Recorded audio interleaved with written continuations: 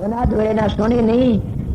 तुलसी बगड़ ने आयर जलम भौम के गाम, गुण औगण देखे नीली पिछला नाम। कौन सा? तुलसिया। इसी तरह एक उस गांव जमाई बगड़ गुरु, उस गुरु की कोई भी कदर नहीं होती ने। क्यों? धोरे रहने वाले तो नुकस तो तेरे थे, गुण तो देखते नहीं ने। अब नुकस देखते देखते गुजर जाता टाइम। जब गंगा के पास रहने वाले गंगा में टिट्टी के हाथ धोते, देखो जाके द्वार में। और जो बाहर तो जाते उस गंगा माई के में जाके और फूल चढ़ाते, दीवा चाचते, फिर मंत्र बोलते, पहले माथे का लगाते और माथे लगा फिर बोलते गंगा बड़ी गोदावरी, तीर्थ बड़ा पराग, धारा बड़ी समुद्र की, पाप कटार द्वार। और गोता लगाते में वहां रहने वाले अपने घरों में नहाते और हाथ मुंह धो के आते। इसलिए सतगुरु के पास रहने वालों में भी ऐसी आदत पड़ जाती है, वह नुक्स टोना शुरू कर देते हैं। नुक्स टोना शुरू करने तो फिर गिरावट आ जाती है। समझ गए? फिर क्या कहते हैं महात्मा के परे का गुरु फूल। आपने देखे नहीं, मेरे महाराज की बातें सुना करता था कि महाराज चरण से एक मील तो दर्शन दिया करता था। इन गुरु कितनी इज्जत करते हो तुम लोग। मैं तो सबके सर पर हाथ धरता हूँ, सब तो बातें करता हूँ, प्यार करता हूँ, बड़ा भारी। तो इसलिए परे का गुरु फूल के दूर का दर्शन देता है। वो गुरु फूल के समान एक सत्संगी वह सेवा ले रहे, तुम बैठा था, वो अपने आप को तो बहुत बड़ा भगत कहता, मगर वो सेवादार के सेठी लट्टम लट्टा हो गया कि क्या मेरे को उन बक्सों पर सर झुकाना शुरू करा मेरे का नहीं। वह कहने लगे तो आप क्या करते हो, जाइए, ये टेम नहीं, अगर दर्शन इस तरह करने दिनों चले जाया करो, सब तो बतलाओ। अब तो इस तरह करता, सारे करे तो टेम लकड़ जाएगा काफी। ये बातें उसको साथ में महाराज ने कटिया तार दिया, नाम लो तो फिर नहीं आओगा तुम्हारे दौर कदे, जो नाम ले दूंगा तो मर वो असलियत होगा तो समझ जाएगा और फिर गलती नहीं करेगा ऐसी कदे भी। तुम क्या कहते हो सत्संगी, मैं जो तुम सेवादार इनको अपने सतगुरु का रूप समझोगे तो धोखा नहीं खाओगे कदे भी। और समझना भी रूप चाहिए। क्यों? जब पुलिस का हुक्म नहीं मानोगे, फौज का हुक्म नहीं मानोगे तो राजद्रोही बन जाओगे। क्यों? उसमें हुक्म कहां से आता है? पुलिस में उसका हुक्म तो राज का से, फौज में भी राज का हुक्म सत्य सोते राज की कानून तोड़ता है। इसलिए सेवादार जितने हैं उनमें तो गुरु का हुक्म से, और वह गुरु का हुक्म मानते हैं। जब तुम उनके सेती लट्ठम लट्ठे होते हो तो तुम गुरु द्रोही हो, गुरुमुख नहीं हो। तुम गुरु की कानून तोड़ते हो और गुरु का हुक्म दिया उसको तोड़ते हो। तुम तो लड़ते हो अगर समझदार तो हो तो। और भाई बेवकूफ हो, थारी मर्जी कुछ भी करो। इसलिए सेवादार की कदर करनी चाहिए। किसको? वहां तो हुक्म मिला होया से, वो अपनी मर्जी तो थारा गढ़ते नहीं, हुक्म मानते हैं, इसलिए वही होता। तो मैं क्या बातें कर रहा था, मैं बात भी भूल गया रास्ते में। समझ गया है? किसे का याद है? क्या कहा? हाँ ये बात है। अब ये बातें बता रहा था कि आपने समझा होगा कि बगड़ गुरु, गांव जमाई बगड़ गुरु और गलियारे का देव, इनको आदर नहीं कहते सहदेव। और दूसरा दो ऐसे परे का गुरु फूल के दूर का गुरु फूल के समान कितनी कदर करते उसकी लोग, बड़ी भारी कदर करते। दूर तो दर्शन होए, दर्शन करके चल पड़े, ये नहीं पता दर्शनों सब कुछ मान लेते हैं। क्यों? परे का गुण ऐसा, दूर का परे का गुरु फूल और नीड़े का गुरु आधा। परे का गुरु फूल और नीड़े का गुरु आधा, और धोरे का गुरु गधा मनमा अजिलाद्या। ये हंसने की बात नहीं है, दो हाथड़ा मारने की बात से। हंसने की बात नहीं, अपनी छाती में दो हाथड़ मारी थी मैंने भी कदे कि गुरु की कदर बताई है मैं। और जो इस तरह करते हो गिर जाते हैं। समझ गए होगे न कि धोरे का गुरु गधा मनमा अजिलाद्या, ये करिए वो करिए, और ना करे तो रूस की बैठ जा, लाद लिया न गधे की तरह। इसीलिए जो पर्दे में रहते हैं इनका क्या, पर्दे में रहने वाले कदर होती है। जो बुर्का पैर किन और हमारे मुसलमान भाइयों में चलती हैं उनको सब देखते हैं, क्या गया पर्दे में सजाए पकोड़ी उसका चेहरा, फिर सब देखेंगे पर्दे में कदर होती है। और जब पर्दा उखाड़ा जाता सारी बेकदरी आ जाती, कदर खत्म हो जाती है। इसीलिए पर्दा हट जाए तो क्या रहता, पर्दा रहता इतने अच्छा है। मैं आप लोगों को बता इसलिए कह तो बार बार देते हो, गुरु तो लगन कठिन है भाई। ये लगन लगे बिन कादन सरिये जीव परलय हो जाइए। लगन कब लगती है, जब हम सतगुरु को कुल मालिक समझते हैं और हमारे दिल में बिरह उठती है। बिरह बगैर अभ्यास बगैर कुछ नहीं बनेगा न। अभ्यास करो, बिरह उठनी चाहिए, बिरह में अभ्यास करो। जो इंसान अभ्यास में नहीं बैठता वो गुरु की कदर कभी नहीं करेगा न। जो अभ्यास में बैठता है दोनों वक्ती, वो जरूर भी सतगुरु की कदर करेगा। क्यों? उन्हें पता लग गया, वो कहता सतगुरु मेरे अंदर बैठा से। हम जगह जगह तलाश करते फिरते हैं, सतगुरु तेरे अंदर से। मगर ये बात है, गुरु तो लगन उसको आगे परवान देता। गुरु तो लगन कर, लगन लगे बिन काजन सरिये जीव परलय हो जाई, के जीव परलय में चला। गुरु तो किस तरह लगन करनी चाहिए? जैसे पपैया होता है, वो होता है कोई भी का तीर मार दे पड़ जाएगा पानी का किनारे समुद्र में, अपनी जबान को बंद कर लेगा, उस और नीर को नहीं अच्छा लगे। नक्षत्र स्वाति बूंद का है जल पीता है वो, और इंद्र उसकी आस को पूरी करता है।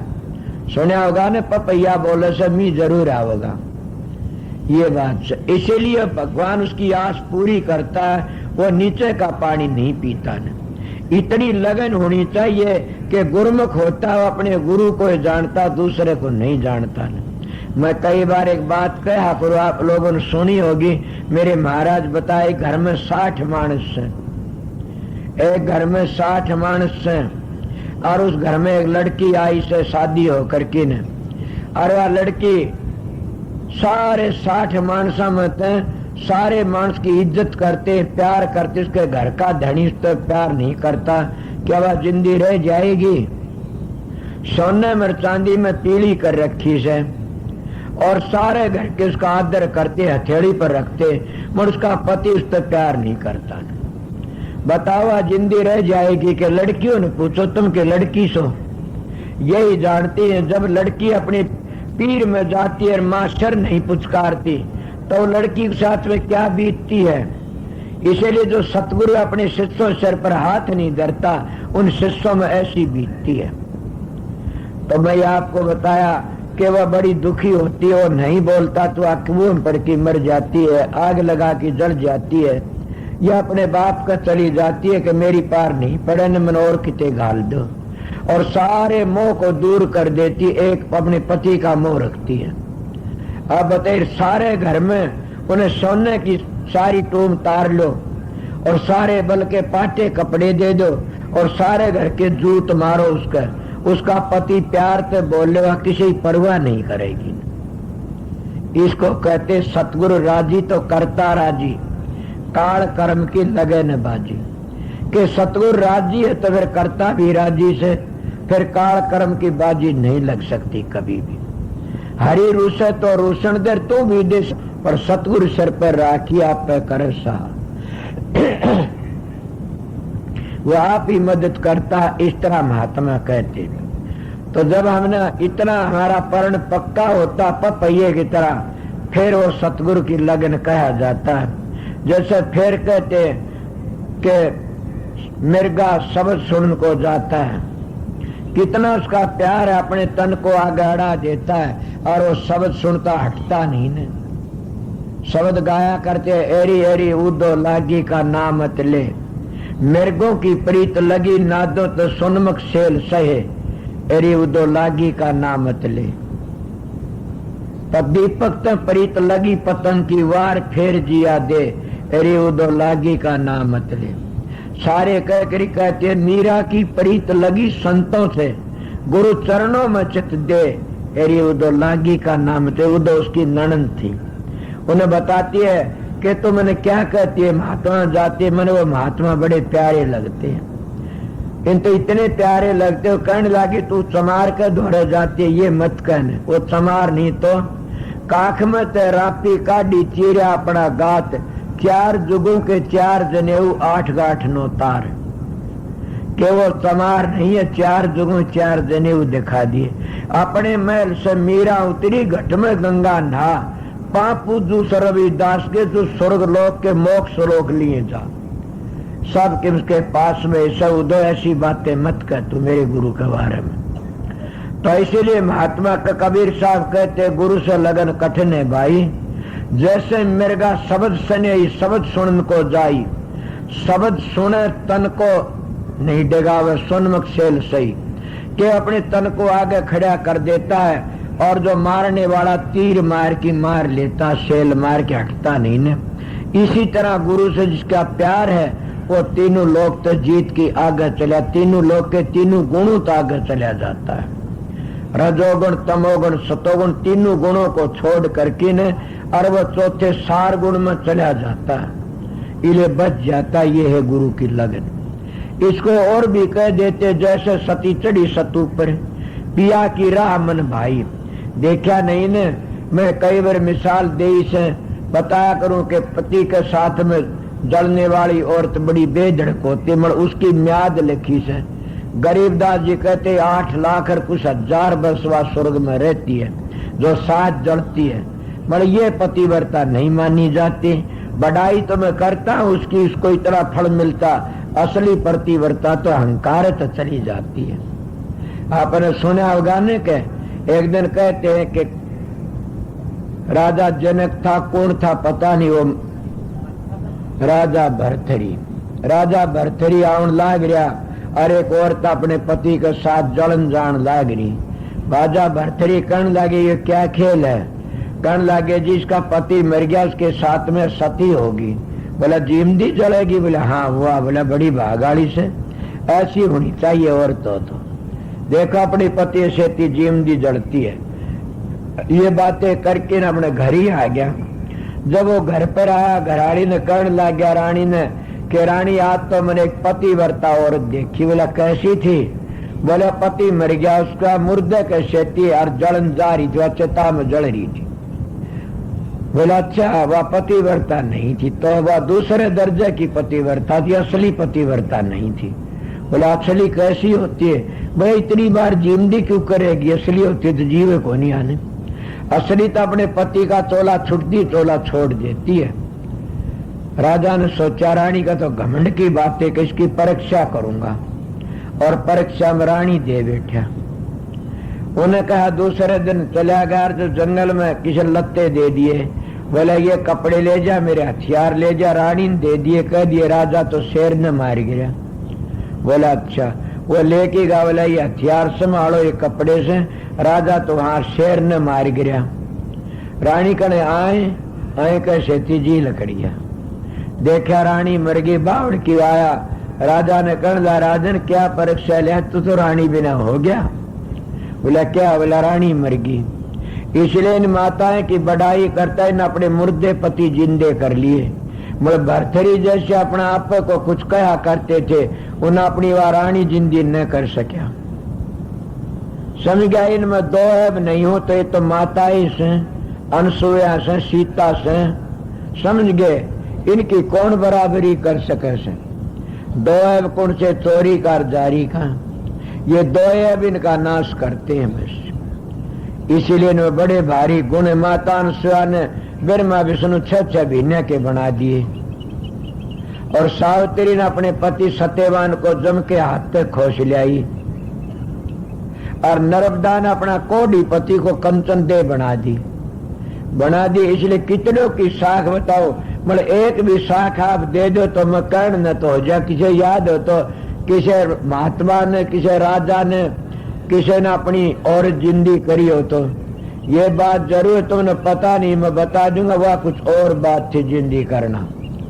किसी ने करी याद से तुम्हारे की याद दुआऊ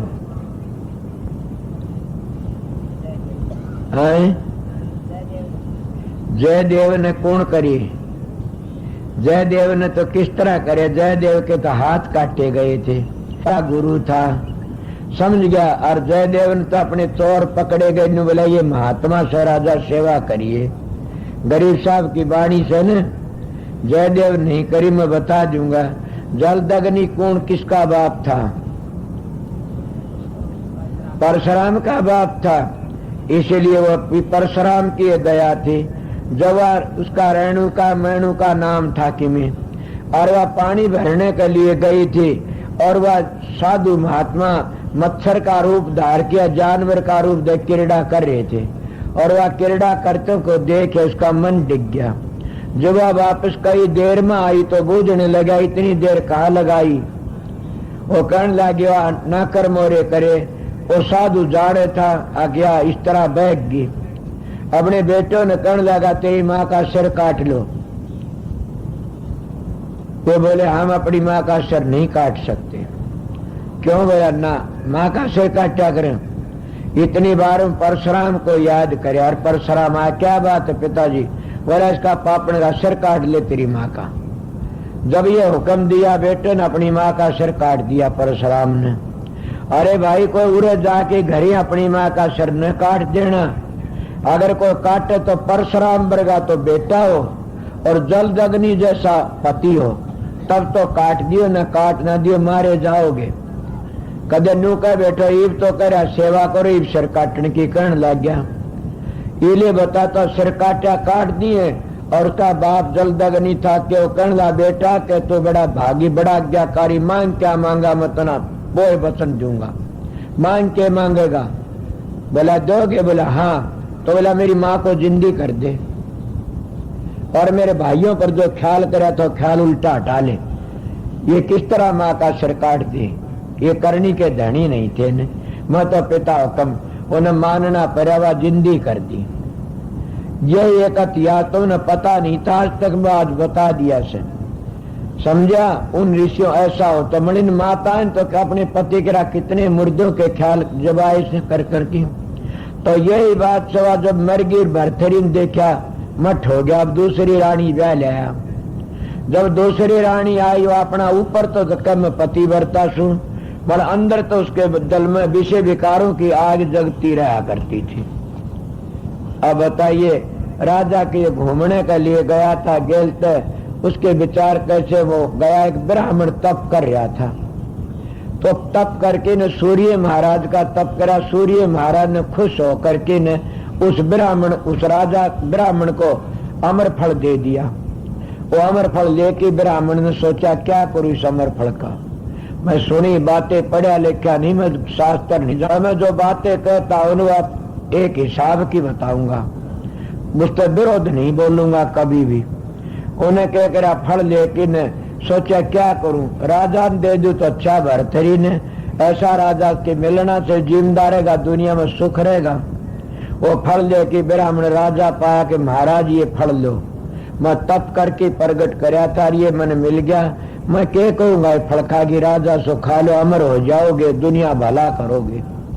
राजा ने सोचा मैं इस अमर फल में खा लूंगा तो मैं जवान हुआ, एक रानी तो मर गई या और मर जाई तेरा आगे। तो ठीक को नहीं, रानी ने दे दियो अमर फल। राजा ने अमर फल लेकिन अपनी रानी ने जा दिया।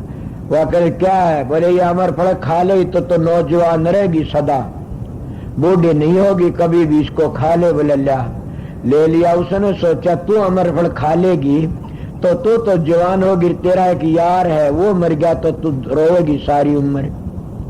तो उन्होंने सोचा अपने यार दोस्त ने दूंगी। उसका यार एक कोतवाल था, जब वो आया उसने अमर फल उसको दे दिया। बोला ले। बोला क्या? बोला अमर फल। क्या करना? बोले इसका अमर हो जाएगा, पगला खा ले।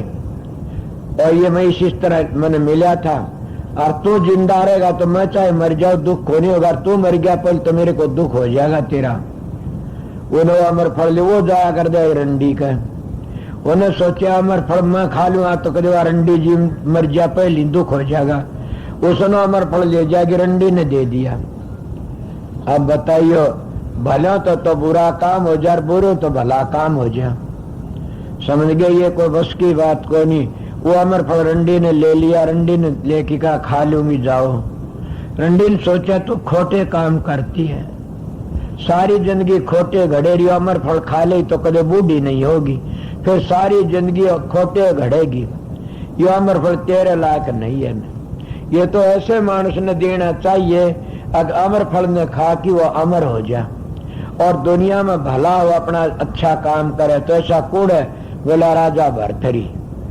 वो अमर फल लेके राजा भरथरी के पास आएगी। राजा भरतेरी ने अमर फल लाके सभा बैठी हुई थी, वह खड़ी आके न राजा कहना क्या बात है माता, बड़े मानस इज्जत तो बोलिया करें से। वह बोली महाराज मैं तो आपके पास में कोई काम नहीं था, मैं तो एक चीज देने के लिए आई हूँ। क्या? ये अमर फल है मेरे पास में, ये ले लो। वो अमर फल देखा वो है अमर फल। वो कहना माता अमर फल कहाँ से लाई? बोले ये नाबूद हो न, मैंने भी कोई दे गया था, मैं तो इसका लायक नहीं थी, आप इसका लायक सो खा लो इसे, आप राजा दुनिया में भला करोगे। बोला कहाँ से लाई? बोला मैंने तो कोतवाल दे गया था। कोतवाल बुलाया, अमर फल कहाँ से लाया? ना कर मेरे घबरा, मैं कुछ नहीं कहूंगा, बताओ। बोला जी रानी पा लाया था।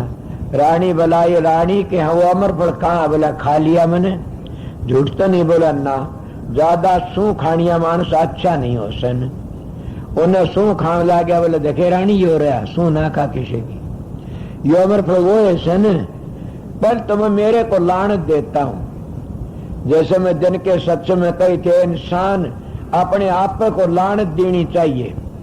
क्या लानत? जब हम मानस को चोला मिल गया और फिर हम उस परमात्मा की प्राप्ति नहीं करी, शुभ काम नहीं करा, वो अच्छी लाइन पर नहीं चले, तो इसलिए हम अपनी आत्मा को धोखा देते हैं। इससे बुरा और क्या करेंगे? हम अपने आप को लानत देनी चाहिए कि हम घटिया सा अच्छा काम करना चाहिए हमने। और शुभ काम तो मानस ही कर सकता, पशु नहीं कर सकते न, देवी देवते भी नहीं कर सकते न, शुभ काम तो इंसान कर सकता है। तो राजा ने अपने आप को लानत तेरे को राजन के, तो रानी के मोह माया किसने दे दिया, और रानी तेरे को भी लानत है कि तू राजा ने छोड़ करके ने एक कोतवाल के पीछे फिरती है। कोतवाल तेरे को लाख लानत से, सीढ़ी को छोड़ के कुतियों में फिरता है रानी छोड़ के ने।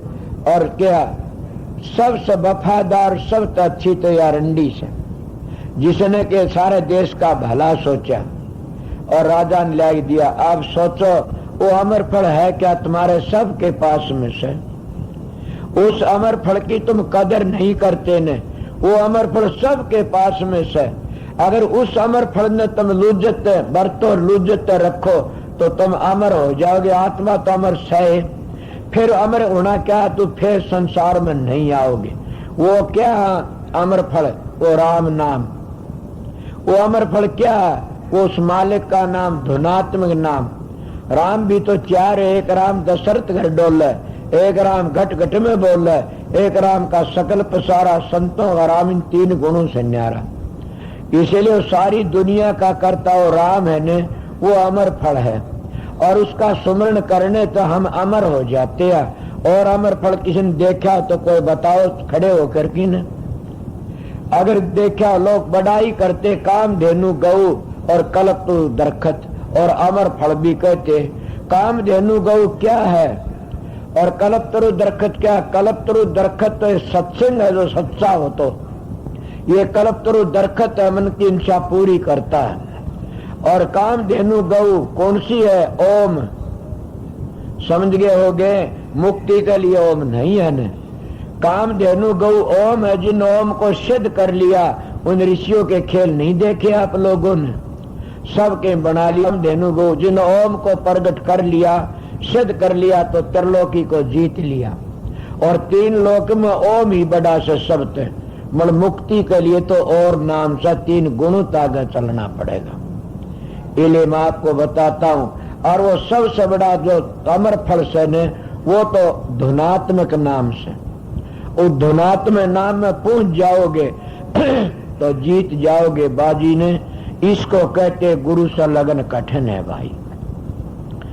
वो अमर फल खा लिया, वो अमर हो गया। सबके पास अमर फल। सर कितना?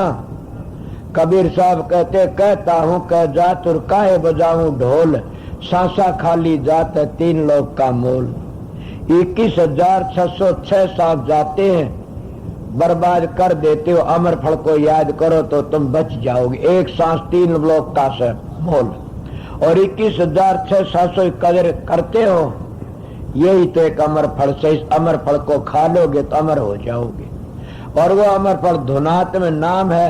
और उस अमर फल कहाँ लगता है? तुम्हारे अंदर ही से। मगर कौन बताता? कोई भेदी आ जाए तो बता दे मैं पहली एक बात ऐसी बताई से तुमको कभी सत्संग में नहीं पता लगा था, मगर तुम्हारे याद ने तो तुम्हारी मर्जी है कि संत सतगुरु अमर फल को कब खुआते अधिकारी होते, किसे की सोच किसे मंजिल पर से किसे मंजिल पर बैठक से। वह उन सारी मंजिलों तक टपा करके न राधा स्वामी धाम में ले जाते उस सूरत ने, और उनके जितनी मंजिलों पर जिसका कर्म होता उनको काटते चलते, समझ गए हो गए ने। और जिसके मन की बैठक छठे चक्कर पर से, समझ गए, और नाम दे दिया हमने नीचे का गुदा चक्कर का, उसके कर्म नहीं काट सकता वो सतगुरु। और जिसकी सुरत की बैठक सतलोक में से, और नाम दे दिया हम आपको कित का, उससे नीचे का उसके कर्म नहीं काट। इसलिए सतगुरु उन मंजिला पर को ले जाता है तो उनके कर्मों को दगद करता है जाता है। और जिस जीव के कर्म होते हैं जिस मंजिल के ऊपर बैठे उसी को दगद कर। इसीलिए हमारे देश में कितने मत फैल गए। और उन गुरुओं में यह एक कमी थी, एक चीज बता दी, फिर बोला फिर बता, इतना वो गुरु चोला छोड़ जाओ, उसी का ठेकेदार बन जाए, फिर आगे जाने का उन्हें पता नहीं, वाह बात रटता रहे। और उसके चेले बने वह भी वाह रटे, आगे का बेरा है को, इसलिए उनको बेरा नहीं होता न बेचारे को। बड़ा आप ये बात कह सकते हो क्या राधा स्वामी तुम ऐसा नहीं हो सकता, ये भी भूल जाए और मतोड़े भूल गए, जरूर भूल जाएंगे। मगर स्वामी जी महाराज की बाणी बड़ी टेढ़ी से, भूल जाएंगे। मगर संत सतगुरु आता है जीवन लेने के लिए धुरते, वो कभी भी इन बातों ने नहीं फंसन देगा और उन मंजिलों का निर्णय करके अपने जीवन ले जाए। मैंने कहा सत्संग नहीं था, दो गुरु आते हैं, गद्दी का एक करणी का। करणी का गुरु जीवन लेने के लिए आता, गद्दी का गुरु जीवन बांधने के लिए आता, समझ गए हो। और बंधा पशु कितना दुख पाता। इसी तरह तुम मैं जुमो में जाके बन जाते हो, अपना आगा पीछा बर्बाद कर ले, तो मैं जमावना बुरा नहीं है, मैं जम बंद की मर जाना बुरा है। और ये गद्दी के गुरु तुमने मैं जो बांध की मार देते हैं, को पूछना चाहे तो मैं इस तो और भी दूसरी बातें बता दूंगा। और समझ गए थारा भाग अच्छा से, ये बन जाते लकड़ते नहीं फिर, और इतने लकीर के फकीर बन जाते हैं, फिर उन्हें बड़ी मुश्किल हो जाती है। जो खुदा भी आड़ की कर तो भी नहीं मान सकते न, कि उनके कर्म ही खोटे से, उनकी बैठक ही मन की ऐसे चक्रों पर से, वो लकड़ नहीं सकते उद्धार है। इसलिए मैं आपको बताई थोड़ी बातें, सारी बता गया कि गुरु से लगन कठिन है भाई। लगन लगे बिन काजन सरिये जीव परले हो जाई, दो दल सुनमुख आन अड़े सूरा लेत लड़ाई। के दो दल आन अड़ते हैं नूते वीर दोनों भिड़ते हैं, बाहर की बातें बताता हूँ। जब दोनों दल लड़ते हैं तो कायर भाग जाते हैं, और सूरा होता है तो खैड़ मारता, सुना नहीं। सोरों के मैदान में कायर का के काम, लड़ सके ने भाषर फेर लगा पिस्तान, ये डारसी कहते। देखा देखी हिजड़ों ने बांध लिए हथियार, सुथन में मुतन लागे बाजन लागी तलवार। इसलिए दोनों औरतें जो लड़ाई होती है, दो दल सुनमुख आन अड़े सूरा लेत लड़ाई। सूरा उस गुरमुख का नाम है, बाहर भी जो लड़ाई लेता है उनको पेंशन मिलती है और तकमे मिलते हैं, मगर भीतर भी लड़ाई होती है। जो गुरमुख होता वो भी लड़ाई लेता है। वो क्या की लड़ाई लेता है गुरमुख, जब उन द्वारों को बीनता चलता तो उन द्वारों के जो मालिक है वो उसे रोकने की कोशिश करते हैं। आपको उनके मालिक हैं ये पता नहीं है, आपने उन द्वारों पर पूछोगे सबके मालिक हैं, तभी तो जगह जगह मन अटका बैठे से और जगह जगह उनके कर्म बंधे पड़े से।